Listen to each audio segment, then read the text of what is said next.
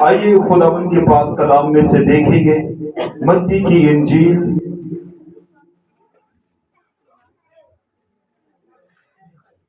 بڑے ادب اور احترام کے ساتھ چند لمحے خداوند کی حضور خدا کے کلام میں سے.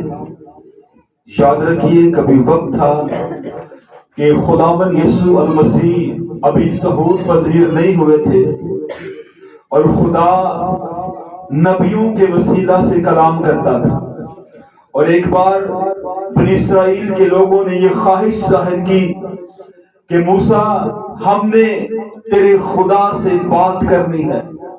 اس نے کہا تم اس کی تجلی برداشت نہیں کر پائے گے, تم اس کو نہیں سن پاؤ گے. انہوں نے کہا نہیں, ہم سنیں گے تیرے خدا کے کلام کو. اور ان نے خدا سے بات کی موسیٰ نے, اور خدا نے کہا کہ ٹھیک ہے, پہاڑ کے پاس لے آنا اور میں ان سے کلام کروں. اور جب قوم اکٹھی ہوئی, خدا کے بولنے کا وقت آیا, اور جب خدا آسمانوں سے کلام کرنے لگا تو پوری قوم تھر تھر کانپنے لگی. پوری قوم جو ہے وہ ڈر گئی. خدا کی آواز اتنی ان کو ہیبت ناک لگی, خدا کا کلام اتنا ان کے دل پر چوٹ کرنے لگا کہ وہ ڈرنے لگے. اور موسیٰ سے کہتے ہیں, موسیٰ بہتر ہے کہ تو ہی خدا سے بات کر اور ہمیں پھر بتا دیا کر, کہیں ایسا نہ ہو کہ تیرے خدا کا کلام سنتے سنتے ہم مر نہ جائیں. کیونکہ ابھی مسیح کا ظہور نہیں ہوا تھا, ابھی وہ درمیانی نہیں آیا تھا, ابھی وہ بیٹا نہیں آیا تھا جس نے خدا کے تمام بیٹوں کے لیے کلام کے دروازے کھولنے تھے. ہیلیلویا. اس لیے آپ اور میں اس شرط کے ساتھ یہاں پر موجود ہے کہ مسیح یسوع آیا, اس نے درمیانی کا کام کیا, اور وہ جلال جو پردے کے پیچھے تھا وہ جلال ہمارے درمیان ہے. Hallelujah hallelujah. ہم پردے کے پیچھے والے جلال کو نہیں مانتے, بلکہ جو پردہ پھاڑ کر باہر آ گیا تھا ہم اس جلال کو مانتے ہیں.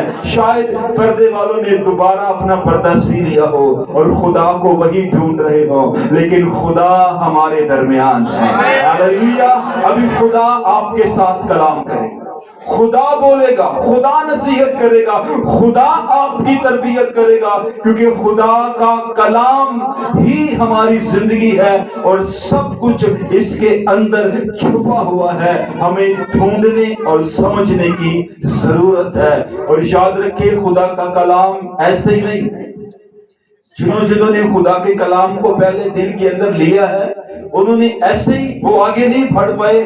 خدا کا بندہ حزقیل کہتا ہے کہ تیرا کلام ہتھوڑے کی مانند ہے جو چٹانوں کو ریزہ ریزہ کر دیتا ہے. اور خدا کا بندہ داؤد کہتا ہے کہ تیرا کلام شہد سے بھی زیادہ میٹھا ہے. اسے میٹھا لگا, اسے سخت لگا, اس نے کہا ہاں بہت سخت کلام ہے جو چٹانوں کو بھی ریزہ ریزہ کر دے. اور پھر ایوب کو خدا کا کلام بھلا لگا, اس نے کہا کہ خداوند میں اپنی ضروری خوراک سے زیادہ تیرے کلام کا ذخیرہ کرتا ہوں, کلام اکٹھا کرتا ہوں. کھانا کھاؤں یا نہ کھاؤں, وہ مجھے ملے یا نہ ملے, لیکن تیرے کلام کو میں سمیٹ لیتا ہوں. Hallelujah hallelujah. اور یاد رکھیں یہ وہی خدا ہے جو موسیٰ سے بولتا تھا, آج آپ کے ساتھ بولنے والا ہے. ہیلیلویا. آئیے خدا کے لیے ایک بار پھر زوردار تالیاں بجائیں. پریز گاڈ. آئیے میرے ساتھ مل کر بڑے غور سے ادب کے ساتھ اپنے خدا کے کلام کی تلاوت کو سننا ہے. متی کی انجیل پہلا باب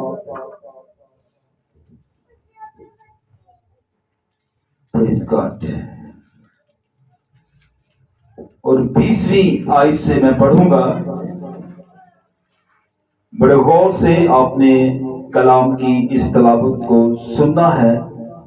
یہ ایک نصیحت ہے یوسف کو, بلکہ میں 19ویں آیت سے پڑھوں گا. بس اس کے شوہر یوسف نے جو راز باز تھا اور اسے بدنام کرنا نہیں چاہتا تھا, اسے چپکے سے چھوڑ دینے کا ارادہ کیا. वो इन बातों को सोच ही रहा था कि खुदावंद के फरिश्ता ने उसे ख्वाब में दिखाई देकर कहा, ऐ यूसुफ इब्ने दाऊद, अपनी बीवी मरियम को अपने यहाँ ले आने से ना डर, क्योंकि जो उसके पेट में है वो रूहुल कुद्स की कुदरत से है, उसके बेटा होगा और तू उसका नाम यीशु रखना, क्योंकि वही अपने लोगों को उनके गुनाहों से निजात देगा। ये सब कुछ इसलिए हुआ जो खुदावंद ने नबी की मार्फत कहा था वो पूरा हो के, देखो एक कुंवारी हामला होगी और बेटा जनेगी और उसका नाम इमानुएल रखेंगे, जिसका तर्जुमा है खुदा हमारे साथ। खुदावंद के कलाम के पढ़े और सुने जाने पर खुदावंद की बरकत हो। बाकी हर चीज आप जानते हैं, बचपन से सुनते आए हैं। आज एक खास बात पर हम बात करेंगे यहाँ पर, जो आज भी इंसान की निजात के आड़े है। इसने आज भी इंसान की निजात को रोक कर रखा हुआ है। उस खास वजह पर, उस खास बात पर हम गौर करेंगे, और वो खास बात ये है जो फरिश्ता ने यूसुफ को कही कि उसका नाम यीशु रखना, क्योंकि वही अपने लोगों को उनके गुनाहों से निजात देगा। आज हम गुनाह की तबाहकारियों पर बात करेंगे और फिर उस चीज पर बात करेंगे कि गुनाह पर गलबा किसने पाया और हम कैसे गुनाह पर गलबा पा सकते हैं। आज भी बनी नो इंसान गुनाह के अंदर घिरा है, गुनाह के हाथों मजबूर है, गुनाह की हथकड़ी उसके हाथों में है, गुनाह की बेड़ियां उसके पांव के अंदर है, और गुनाहों भरा एक पूरा जो एक पलंदा है उसके सर के ऊपर है, और वो ना उसे फेंक पा रहा है और ना उसे जान छुड़ा पा रहा है। याद रखें, ये काम खुदा का है और खुदा तख्लीककार है। खुदा एक ऐसी हस्ती है जिसने पूरी कायनात को तख्लीक किया है। पूरी कायनात को मारते वजूद में लाने वाला कौन है? खुदा है। और जब कुछ भी नहीं था तब क्या था? खुदा की रूह थी। और ये क्या है कि खुदा की रूह पानियों पर क्या करती थी? जुम्बश करती थी। और यही रूह आज मरियम की जिंदगी में है, और उसे कहा कि वो खुदा का रूह उस पर साया करेगा। जिस पर खुदा का रूह साया करता है वो बदल जाता है, तब्दील हो जाता है, उसकी जिंदगी से नया काम होता है, और वो अपनी जिंदगी से ज्यादा काम जो है वो खुदा का काम करता है। ये खुदा के रूह की खासियत है। अगर कोई कहे कि मैं रूहुल कुद्स से भरा हूं और उसकी जिंदगी में खुदा का काम ना हो, खुदा की सिफात ना हो, तो आप उसे परख सकते हैं कि वो रूह से भरा हुआ शख्स नहीं है, वो खाली ईमानदार है। और जो रूह से भरे होते हैं उन्हें कहने की जरूरत नहीं, उनके काम बताते हैं, उनके काम बताएंगे कि ये रूहुल कुद्स से भरे हैं। खुदा की रूह पानियों की सतह पर जुम्बश करती थी, फिर मुकद्दसा की जिंदगी में खुदा ने काम किया, उसके रूह ने काम किया। और मुकद्दसा जब अपनी बहन अलिशा को मिलने गई तो उस वक्त भी खुदा के रूह ने काम किया। और यूहन्ना अपनी मां के बातन नहीं, मुकद्दसा क्योंकि रूहुल कुद्स से भरी हुई थी और यीशु मसीह भी उनके बातन के अंदर थे। जैसे ही अलिशा ने सलाम किया वो भी रूहुल कुद्स से भर गई, और साथ ही यूहन्ना भी अपनी मां के बातन में रूहुल कुद्स से भर गया। इसलिए वो कहती है कि बच्चा मारे खुशी के उछल पड़ा। हालेलुया। ये रूहुल कुद्स उसके ऊपर जो है नाजिल हो गया था, वो भी अपनी मां के पेट ही से रूहुल कुद्स से भर गया था। और खुदा का काम खुदा का रूह करता है, क्योंकि खुदा वजूद नहीं रखता। लिखा है कि खुदा रूह है اور اس لیے خدا ہماری روحوں پر بھی اپنا روح انڈیلتا ہے تاکہ ہماری روح خدا کے روح سے منور ہو، معمور ہو، اور پھر ہم مل کر کیا کریں؟ کام کریں۔ در حقیقت خدا نے بڑا خوبصورت پلان بنایا۔ خدا کے حضور ایک بغاوت ہو چکی تھی اور خدا کا انتظام بڑا خوبصورت چل رہا تھا آسمان کے اوپر۔ 3 فرشتے خدا کے حضور ہر وقت حاضر ڈیوٹی رہتے تھے اور خدا کے حکم کے تابع رہتے تھے کہ کب خدا کا حکم ہو اور ہم خدا کی بات کو مانیں۔ پہلا جبرائیل، وہ اسے پیغام رسانی کا کام دیا گیا۔ دوسرا میکائیل، اسے آسمانی فوجوں کا سردار مقرر کیا گیا۔ اور تیسرا فرشتہ لوسیفر، یہ ان دونوں فرشتوں سے زیادہ مکرم فرشتہ ہے، اور یہ اتنا مکرم فرشتہ ہے کہ سمجھیں کہ میکائیل اور جبرائیل دروازے پر کھڑے ہیں اور لوسیفر یہاں عین خدا کے تخت کے سامنے کھڑا ہے اور خدا کی ورشپ کرتا ہے۔ اور جب وہ اپنے پروں کو ایسے اٹھاتا ہے اڑنے کے لیے خدا کے حضور، تو اس کے پروں کا جو سایہ ہے وہ خدا کے تخت پر پڑتا ہے۔ اتنا وہ مقرب فرشتہ تھا۔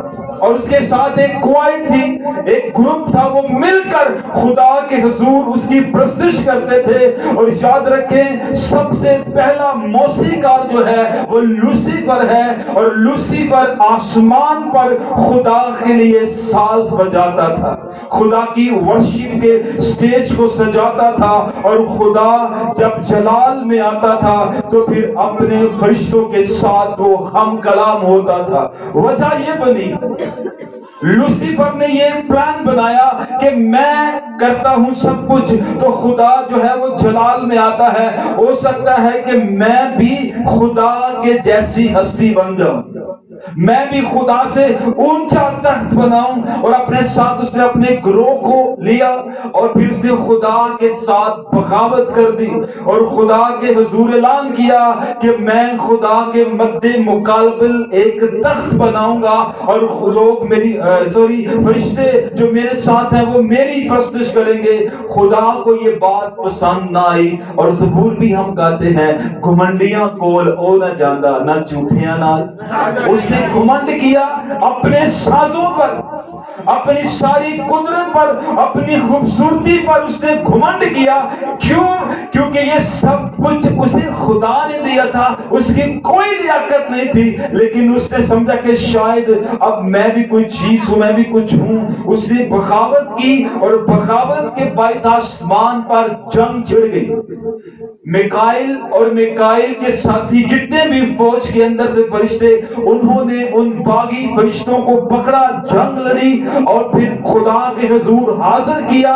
اور جب خدا کے حضور حاضر کیا تو لکھا ہے کہ خدا نے انہیں گندگی کے ڈھیر کی طرح زمین پر پٹک دیا۔ اور سائنس کہتی ہے کہ لاکھوں کروڑوں سال پہلے ہماری زمین کے ساتھ ایک آگ کا گولا ٹکرایا تھا۔ ہو نہ ہو یہ ضرور لوسیفر ہے، کیونکہ خدا نے اسے بنایا ہی آگ سے تھا۔ اور یہ غضبناک یہ بھی تھا کہ یہ تخت نہیں بنا سکا، اور دوسرا اس کو یہ بھی غضب تھا کہ فرشتوں کے سامنے اسے خدا نے اٹھا کر زمین پر پھینک دیا ہے۔ جب یہ زمین پر گرایا گیا اس نے زمین پر تباہی مچا دی، بربادی مچا دی، زمین کو اجاڑنا شروع کر دیا۔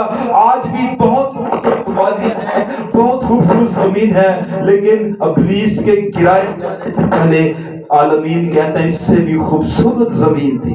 اس نے آ کر بڑی تباہی مچائی ہے، بڑی بربادی جو ہے اس نے کی ہے، زمین کا بڑا برا حال کیا ہے۔ اب ضرورت تھی، میکائیل اور جبرائیل موجود ہیں، لیکن ضرورت اس بات کی ہے کہ جو مقرب فرشتہ ہے، جو تخت کے سامنے ہے، وہ جگہ خالی ہے۔ دونوں حکم کے مقرر وقت کے لیے وہاں پر موجود ہے، لیکن تخت کے عین جو جگہ ہے وہ خالی ہے۔ اب خدا نے پلان بنایا کہ آؤ ہم انسان کو کیا کریں جی؟ بنائیں۔ اور جب انسان کو بنایا تو پھر انسان کو وہ جگہ دی جو خالی تھی۔ فرشتہ نہیں دوبارہ بنایا، کیونکہ فرشتے نے کیا کی؟ بغاوت کی. اور آج انسانوں کا بھی اصول ہے، جو ہمیں دھوکہ دیتا ہے ہم اس کے پورے خاندان سے دوبارہ کسی کو دوست نہیں بناتے. پشتوں تک، نسلوں تک ہم بتا جاتے ہیں ان کے ساتھ تعلق نہیں رکھنا. اس لیے خدا نے دوبارہ فرشتہ نہیں بنایا، ایک نئی مخلوق تخلیق کی، ایک نیا شاہکار بنایا، اور فرشتوں کو آگ سے بنایا اور انسان کو مٹی سے بنایا، اور پھر اس کے اندر اپنا ہی دم پھونکا، اپنا ہی روح پھونکا، اپنا ہی روح پھونکا، اور پھر اسے جیتی جان کیا. وہ اس کے لیے نہ صرف انسان کو خدا نے تخلیق کیا بلکہ انسان کے لیے رہنے کی جگہ بھی بڑی خوبصورت بنائی، الگ تھلگ، جہاں پر انسان کے لیے بڑی سہولیات تھی وہاں پر انسان کو رکھا، اور پھر ایک انسان بنایا اور کہا کہ اس کا اکیلے رہنا اچھا نہیں ہے. پھر دوسرا اس کا ساتھی بنایا، دونوں کو باغ کے اندر رکھا، اور دونوں خدا کے حکم کے تابع رہنے لگے، خدا کے ساتھ چلنے لگے. لیکن جسے نکالا تھا اسے بڑا دکھ ہوا، بڑا رنج ہوا. اسے کہا خدا نے مجھے ذلیل بھی کیا، دھتکارا بھی ہے، خارج بھی کیا، میرا مقام بھی لے لیا، اور کسی دوسرے فرشتے کو نہیں دیا. وہ سمجھ رہا ہوگا شاید میکائیل کو، جبرائیل کو، یا کسی اور فرشتے کو میرا مقام ملے. اس نے کہا کہ میں آگ سے بنایا گیا اور میرے اوپر خدا نے ہر ایک قیمتی پتھر لگا دیا ہے میری کوشش کے لیے، خوبصورتی کے لیے، اور میرا مقام اتنا بلند تھا خدا کے حضور. اب خدا نے وہ میرا مقام مٹی سے بنائے ہوئے انسان کو دے دیا. اسے پلان بنا لیا کہ میں اس انسان کو خدا کے حضور سے بے دخل کر کے رہوں گا. یہ عدن جو خدا نے بنایا ہے، باغ جو لگایا ہے، اس میں سے خدا کے حضور سے انسان کو خارج کر کے چھوڑوں گا. اور پھر اس نے یہی پلان کیا، اور آدم تو اس کی باتوں میں نہ آیا لیکن حوا اس کی باتوں میں آ گئی، اور حوا کے باعث آدم اور حوا باغ میں سے باہر نکالے. اب یہاں سے اصل سلسلہ شروع ہوتا ہے. جو دن آج ہم منا رہے ہیں یہاں سے اس کی عکاسی شروع ہوتی ہے، یہاں سے خدا کا پلان شروع ہوتا ہے، یہاں سے خدا کی جو ساری کی ساری سوچ ہے انسان کے لیے وہ شروع ہوتی ہے. اب خدا پیار بہت کرتا تھا، پیار نہیں ختم ہوا، پیار نہیں کم ہوا. دور کیا ہے انسان کو، باغ سے دور کیا ہے، اپنے سے جدا کیا ہے، لیکن خدا کے ہتھیلی کے اندر آدم اور حوا کی صورت تھی. خدا انہیں دیکھتا رہتا تھا، اور نہ صرف آدم اور حوا کی بلکہ آپ کی بھی صورت خدا کی ہتھیلی کے اندر آج بھی موجود ہے. اور خدا دیکھتا ہے اپنی بیٹی کو، اپنے بیٹے کو خدا دیکھتا ہے کہ وہ کس حال میں ہے، اور میرے کتنے نزدیک ہے اور میرے مخالف کے کتنے نزدیک ہے، کہاں پر کھڑا ہے، کس ٹھکانے پر جو ہے وہ موجود ہے. خدا کا یہاں سے کام شروع ہوتا ہے. خدا نے نکال دیا، لیکن خدا کا دل آدم اور حوا کے لیے دھڑکتا تھا. خدا کی محبت ان دونوں کے لیے چھلکتی تھی، کیونکہ دونوں کو خدا نے اپنے ہاتھوں سے بنایا اور اپنے ہاتھوں سے سنوارا، پھر اپنا ہی زندگی کا دم ان کے اندر پھونک کر انہیں جیتی جان کیا تھا. اور اس لیے جیتی جان کیا تھا تاکہ وہ ان کے ساتھ رفاقت کر سکے، بول سکے، ان کے ساتھ کلام کر سکے. جیسے ہی انہیں باہر نکالا گیا پھر تینوں کو سزا ملی. ٹھیک ہے، سانپ کے وسیلہ سے سانپ میں وہ سمایا، آدم کو سزا ملی، حوا کو ملی، سانپ کو ملی. اور وہاں خدا نے ایک بہت خاص بات کی کہ میں تیری اور عورت کی نسل کے درمیان عداوت ڈالوں گا، تو اس کی ایڑی پر کاٹے گا اور وہ تیرے سر کو کچلے گا۔ اور یہاں سے ابلیس بھی ایکٹیو ہو گیا اور خدا کا بھی پلان ایکٹیو ہو گیا کہ میں ایک نہ ایک دن پھر انسان کو اپنی حضوری میں داخل کروں گا، اپنے حضور لے آؤں گا، تاکہ انسان دوبارہ میرے حضور آئے اور جیسے پہلے پرستش کرتا تھا ویسے دوبارہ سے وہ پرستش کرنا شروع کر دے۔ یہاں سے یہ پلان شروع ہوتا ہے، اور یاد رکھیں ابلیس نے یہ پلان بنایا کہ دوبارہ انسان کو نہیں جانے دوں گا خدا کی حضوری میں۔ ایک بار نکال لیا ہے، دوبارہ وہ مقام حاصل نہیں کرنے دوں گا، کیونکہ میرا بھی مقام چھنا ہے، اس کا بھی میں نے چھین لیا ہے۔ اب میں دیکھتا ہوں خدا کس کے ساتھ رفاقت کرتا ہے، اور خدا کا یہ پلان تھا کہ میں ایک روز اپنے کلمہ کو مجسم کروں گا اور کھوئے ہوئے انسان کو واپس لے کر آؤں گا۔ ہیلیلویا! یہاں سے مشن سٹارٹ ہوتا ہے خدا کا بھی اور ابلیس کا بھی۔ ابلیس نے سر سے لے کر پاؤں تک زور لگا دیا، اور ابلیس نے کہا کہ آنے والا ہر ایک انسان نافرمان بنا دوں گا، آنے والی ایک ایک عورت، ایک ایک بچہ نافرمان بنا دوں گا، اتنا اس کے ذہن کو تباہ کروں گا، برباد کروں گا کہ وہ خدا کے حضور دوبارہ آنے ہی نہ پائے۔ عورت کو بھی نکالا اور مرد کو بھی نکالا، عورت کے وسیلہ بھی گناہ ہوا اور مرد کے وسیلہ بھی گناہ ہوا، اور آدم کو یہ سزا دی گئی کہ زمین تیرے لیے اونٹ کٹارے اگائے گی اور تو کھیت کی سبزی کھائے گا، حالانکہ باغ کے اندر سبزی نہیں، پھل ہے۔ ہیلیلویا! تو ہر ایک درخت کا پھل بے روک ٹوک کھا سکتا ہے، اور باغ کے اندر اونٹ کٹارے نہیں، کانٹے نہیں ہیں۔ خدا نے کن کو برکت دی؟ پھلدار اور پھولدار بوٹیوں۔ گناہ نے حلیہ ہی بگاڑ دیا، انسان کا بھی اور زمین کا بھی حلیہ بگاڑ دیا۔ کہا زمین تیرے سبب سے کیا ہوئی؟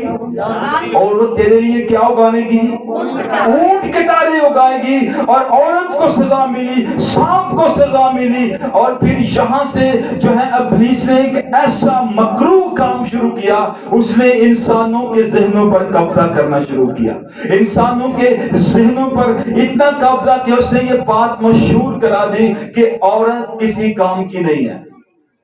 سنو میری بہنوں بڑے غور سے، عورت بیکار خدا کی تخلیق ہے، یہ کسی کام کی نہیں ہے۔ اگر یہ اتنے کام کی ہوتی تو یہ باغ عدن میں اپنے خدا کے تابع نہ رہتی۔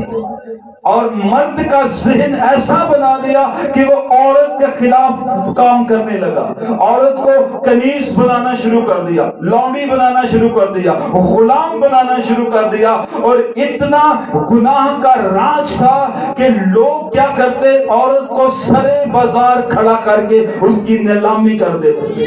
اتنا گناہ نے انسان کے ذہن کو جو ہے وہ تبدیل کر کے رکھ دیا۔ کوئی شادمانی نہیں زندگیوں کے اندر، ہر کوئی گناہ کی جانب بھاگا جا رہا ہے، اور عورت کے مقام کو جو ہے وہ بہت گرانے کی کوشش کی۔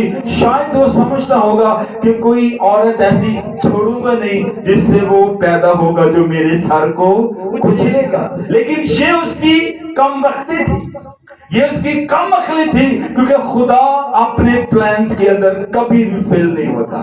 ہیلیلویا! یہ خدا کی صفت ہے، جو کچھ وہ کہتا ہے وہ کر کے دکھاتا ہے۔ ابلیس نے بہت زور لگایا، پھر اس نے نئے نئے مذہب ایجاد کیے، ایسے مذہب جو صرف حرام کاری، بد چلنی اور جسم کی جو ہے جنسی خواہشات پر مبنی تھے۔ ان کا کام ہی یہی تھا، اور وہ حرام کاری کر کے اپنے دیوتاؤں کو خوش کرتے تھے۔ یوں ان کی بڑی تہذیبیں تھی، بڑا نام ہے، آج بھی بابل کی تہذیب کا نام پرانی ہسٹری کی بکس کے اندر ہے، لیکن یاد رکھیں اتنی زبردست تہذیب ہونے کے باوجود وہ اپنے مندروں کے اندر اپنی بیٹیوں کو چھوڑاتے تھے اپنے پجاریوں کے لیے۔ اتنا گناہ نے ان کے اندر غلاظت کو بھر دیا تھا۔ اس نے کہا کوئی پاک نہیں چھوڑوں، कोई भी पाक होगा। अगर कोई पाक होगा तो खुदा का प्लान पूरा होगा। किसी को पाकीज़गी तक आने नहीं दूंगा, इतना गुनाह फैला दूंगा कि खुदा अपने इंसान को ढूंढता रह जाएगा। लेकिन याद रखे, उसने किया भी ऐसा, प्लान भी ऐसा किया।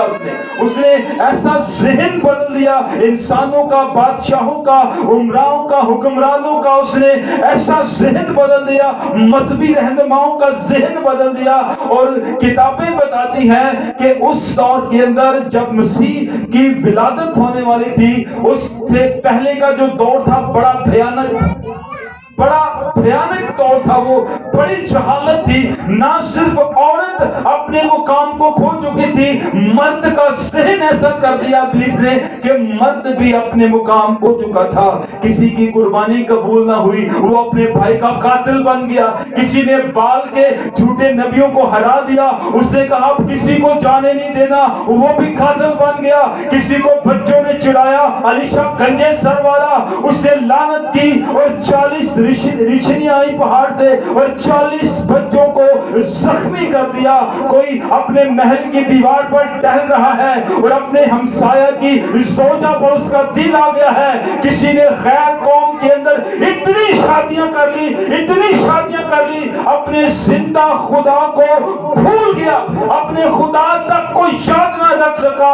और वो फिर आखिरी दिनों के अंदर वो खैर अकवाम के खुदाओं के आगे झुकता था। और किसी ने इतनी अपने आप को इतना घिरा लिया कि खुदा ने कहा कि गैर कौम में शादी नहीं करना। उसके वालिदैन ने कहा भाई गैर कौम में शादी नहीं करना, लेकिन फिर भी दिलाला के साथ दिल लगाया और उसकी आगोश में बैठकर बताया कि हाँ, मेरे बालों में मेरी शाज़ोरी का राज है। खुदा के प्लान को जो है किसी ने नहीं समझा, किसी ने भी खुदा के प्लान को आज तक यीशु मसीह से पहले नहीं समझा। और फिर जब यीशु मसीह का दौर आया और अफसोस के साथ कहना पड़ा कि जो मुझसे पहले आए वो सब चोर और क्या थे, चोर और ये नहीं था कि वो नकब लगाकर चोरियां करते थे, खुदा के कलाम के खिलाफ हो जाते थे, खुदा के कलाम को भूल जाते थे, खुदा के कलाम को छोड़ देते थे, पसी पर्दा कर देते थे और अपने ज़हन पर काबू नहीं रख पाते थे, खुदा के कलाम के मुताबिक नहीं चल पाते थे। और फिर एक बहुत बात बड़ी लिखी है, सब ने गुनाह किया और खुदा के जलाल से महरूम।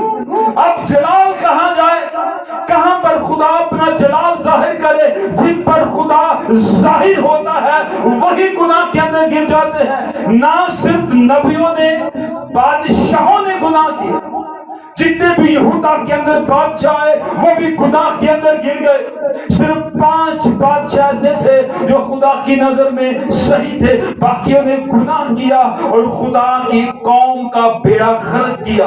कौम बार बार गुलामियों में, बार बार चढ़ावे होते उन पर, कौमें आती उन्हें मारती, उन्हें बर्बाद कर देती, कोई भी छुड़ाने वाला नहीं था। आखिरकार खुदा 400 साल के लिए खामोश हो गया।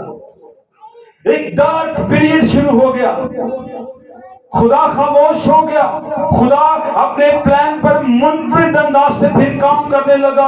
इब्लीस ने समझा शायद मैंने खुदा के प्लान को फ्लॉप कर दिया है। अब खुदा दोबारा इंसान से कलाम नहीं कर रहा, अब खुदा नहीं बोल रहा, अब खुदा कोई भी ऐसी बात नहीं कर रहा, लेकिन खुदा अपने प्लान पर तेजी से काम करने लगा। खुदा बिगड़ते हुए इंसानों को बचाने के लिए तेजी से अपना काम करने लगा। खुदा को नहीं पसंद था कि नूह के वक्त पूरी दुनिया को मार दे। खुदा को नहीं पसंद था कि वो सदूम अमूरा पर आग भेज दे। खुदा को नहीं पसंद था वो किसी की भी हलाकत हो। खुदा क्या चाहता था? हर एक शख्स तौबा तक पहुंचे, हालेलुया। इसलिए 400 साल खामोश और इब्लीस अपना काम करता रहा, इब्लीस दंदनाता रहा, इंसानों को बर्बाद करता रहा, इंसानों को निजस करता रहा, इंसानों को नापाक करता रहा, इंसानों के अंदर ऐसी बातें फैला दी, ऐसे काम फैला दिए कि इंसान उनसे पीछा छुड़ाना उनका मुश्किल हो गया था। ना सिर्फ बादशाह और मजहबी रहनुमा भी जो है वो भी ऐसे कामों के अंदर मुलव्वस हो गए जो खुदा को पसंद नहीं थे। फिर खुदा खामोश और खुदा अपने प्लान पर काम कर रहा है और इब्लीस दंदनाता फिर रहा है, शेर बब्बर की तरह धाड़ रहा है कि किसको फाड़ खाए, वो काम कर रहा है। और ऐसा उसने ज़हन बना दिया कि जब बेटी पैदा होती तो लोग उसे जिंदा दफन कर देते। ना सिर्फ अरब के अंदर, इस्राइल के अंदर भी ऐसा होता, और भी ममालिक के अंदर ऐसा होता, जैसे ही बेटी पैदा होती क्या करते, जिंदा दफन कर देते। वालिदैन को कोई परेशानी नहीं होती थी, जिंदा दफन करना तो दूर की बात, वो सरेआम रख के बाहर कहीं वीराने के अंदर उसे आग लगाकर घर आ जाते थे, जिंदा को जलाकर घर आ जाते थे।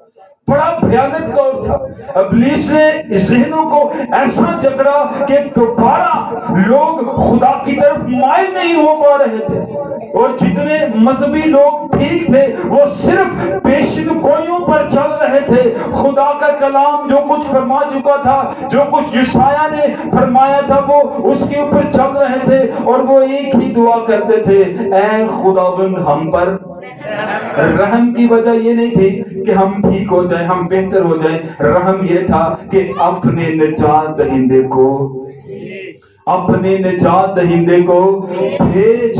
देख किस तरह तेरे लोग बर्बाद हो रहे हैं। और फिर एक वक्त आया, 400 साल खामोश, और फिर एक वक्त आया कि उसी इलाका के अंदर चरवाहे थे, वो रात को अपनी गल्ला की जो है वो निगहबानी कर रहे थे। और याद रखे, यकायक आसमान से एक फरिश्ता नाज़िल हुआ और कहा कि देखो मैं आज तुम्हें बड़ी खुशी की बशारत देता हूं कि आज दाऊद के शहर में तुम्हारे लिए एक मुनज्जी पैदा हुआ है। हालेलुया। आज तुम्हें बड़ी खुशी की बशारत देता हूं। याद रखे कि ये मुनज्जी आया इसलिए आया कि जो भयानकपन गुनाह ने जमीन पर फैलाया है उस भयानकपन को साफ करे। Hallelujah, hallelujah. कौन सी बशारत मिली है जी हमें? खुशी की बशारत। और सिर्फ खुशी की बशारत नहीं, बड़ी खुशी की बशारत मिली है। और ये सब कुछ कहां से आया है? दाऊद के घराने से। हालेलुया। कहां से आया जी? दाऊद के घराने से आया है। और ये वही इलाका है जहां याकूब की लाडली बीवी राहुल का मकबरा है, और जहां दाऊद ने चरवाहे का काम किया है। और ये वही इलाका है जिन खेतों के अंदर चरवाहे अपनी भेड़ों की रखवाली कर रहे थे, यहीं पर रूत ने बालियां चुनी थी। और याद रखे, यीशु मसीह के नसबनामे में रूत का नाम है।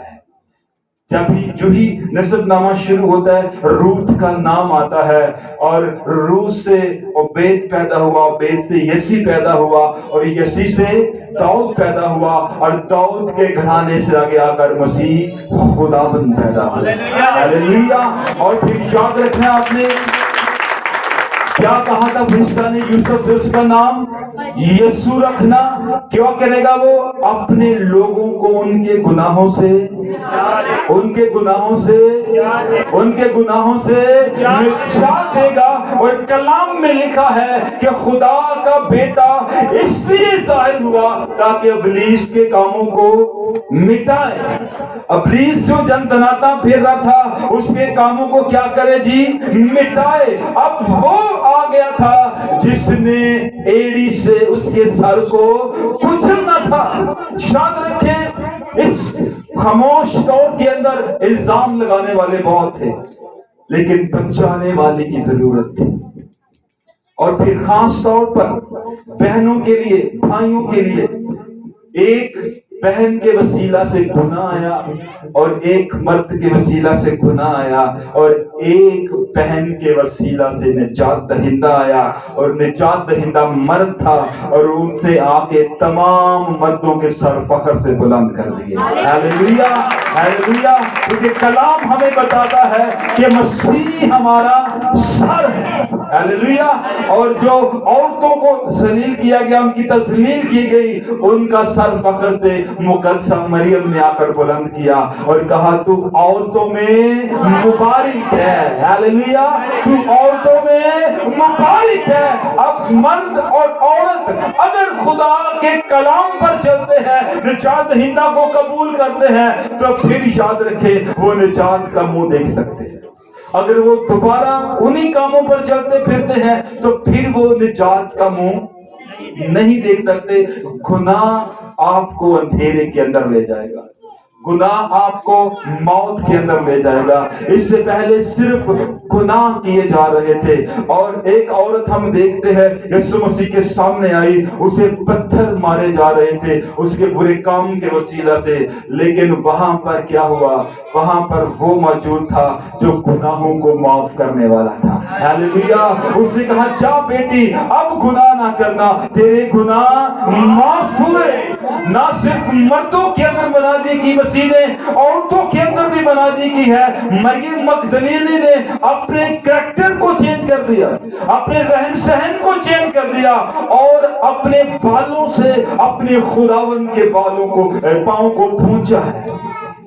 औरत को बाल इज्जत के लिए दिए गए। उसने अपनी इज्जत जो उसने खुद अपने हाथों से नीलाम की थी, उस इज्जत को बहाल करने के लिए अपने बालों को मसीह के कदमों पर ले आए। हालेलुया। ना सिर्फ मरियम मगदलीनी, अब औरतों का मुकाम भी बहाल हो चुका है, ठीक है। और वो औरत जो सुखार के कुएं पर पानी लेने जाती थी और वो 5 शोहर कर चुकी थी, लेकिन फिर भी उसकी जिंदगी के अंदर तसल्ली नहीं थी।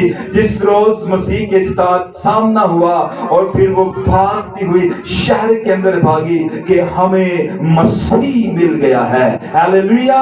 लोग मसीह को ढूंढ रहे थे, उसने ऐलान किया कि मसीह आ चुका है, जिसकी खबर सहीफों के अंदर है, जिसकी खबर जो है वो बुजुर्गों ने दी है, जो कुछ तौरात के अंदर लिखा है, जो कुछ ज़बूर के अंदर लिखा है, जो कुछ अंबिया ज़ादों ने फरमाया है, अंबिया ने फरमाया है, उसके मुताबिक मसीह हमें मिल चुका है। मसीह मिल चुका है, अब उसे कबूल करने की जरूरत है।